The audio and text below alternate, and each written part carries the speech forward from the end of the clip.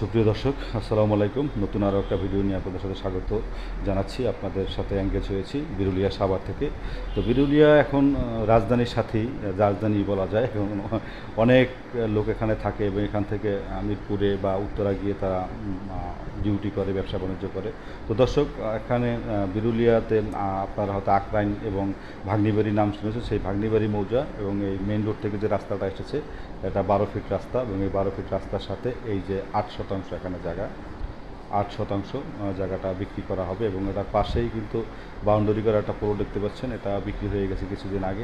এই রাস্তাটা কিন্তু সরকারি ম্যাপের রাস্তা, 12 ফিট রাস্তা এবং এখানে এই যে বাউন্ডারি থেকে শুরু হয়ে যে জায়গা শুরু হবে এবং ভিতরে ওই যে পাশে যে আপনার পোলটি, এটাও কিন্তু 8% ছিল এবং এটার পাশে এটাও 8%। এই 8% জায়গা বিক্রি হবে এবং এই 8% জায়গা যদি কেউ নিতে চান, বড় বিল্ডিং করতে চান বা মিল কারখানা কোনো কিছু করতে চান, তাহলে আপনারা যোগাযোগ করতে পারেন আমাদের সাথে। আমাদের ডিসক্রিপশনে নাম্বার আছে।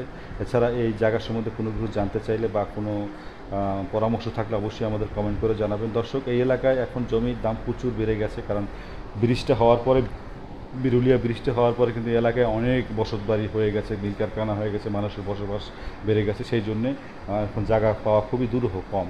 তো দেখতে পাচ্ছেন এই প্লটটার পাশেই কিন্তু এই যে একটা প্লট এবং একটা বিল্ডিং, ওটা কিন্তু অনেকে মিলে শেয়ার হিসাবে করতেছে। তো বুঝতে পারছেন এখন কতটা চাহিদা এই এলাকায়, শেয়ার হিসাবে পর্যন্ত, শেয়ারের লোকরা পর্যন্ত এখানে ঢুকে গেছে।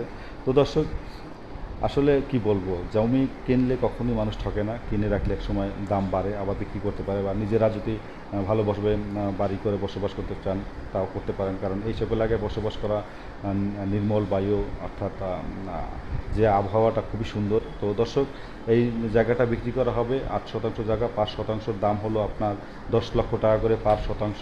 12 ফিট রাস্তা, এটা একটা মেইন রোড থেকে আসছে। এই যে সাদা বাড়িটা দেখতে পাচ্ছেন, এরপরেই হলো মেইন রোড, 1 মিনিটও লাগে না আসতে। তো দর্শক, দেখতে থাকুন, আবার দেখা হবে। আল্লাহ হাফেজ, বাই বাই।